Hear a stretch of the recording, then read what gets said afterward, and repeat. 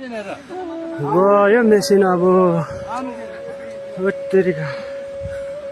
ओहो धन्न गुरु बाँच्नु भयो यार ओहो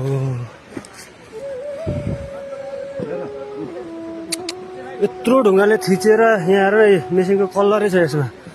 यत्रो ढुङ्गाले थिचेर बाँचेर मान्छे निकाल्न चाहिँ यार ओहो खतमै भयो त ल केही छैन त रडहरु भाँचिएर निकाल्नु ओहो मेसिन त गयो मान्छे त बाँचे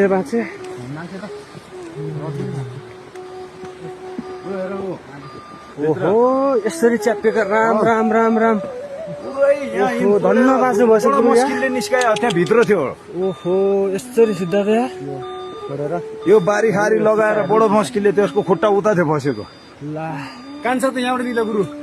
यहाँबाट कान्छ यहाँ पछाडिबाट यहाँबाट निक्ल्यो ओहो यार हेर्नु त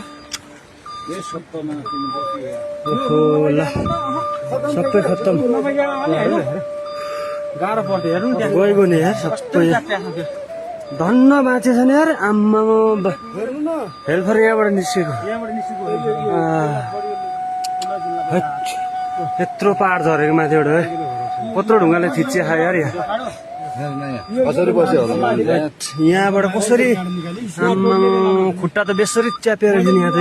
त्यो माथिको ढुङ्गा पनि निक्लिन्छ अनि साइड भएर निकाल्नु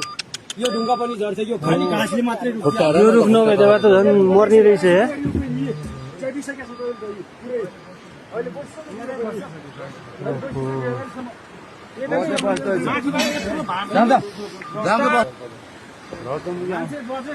त्यो ढुङ्गा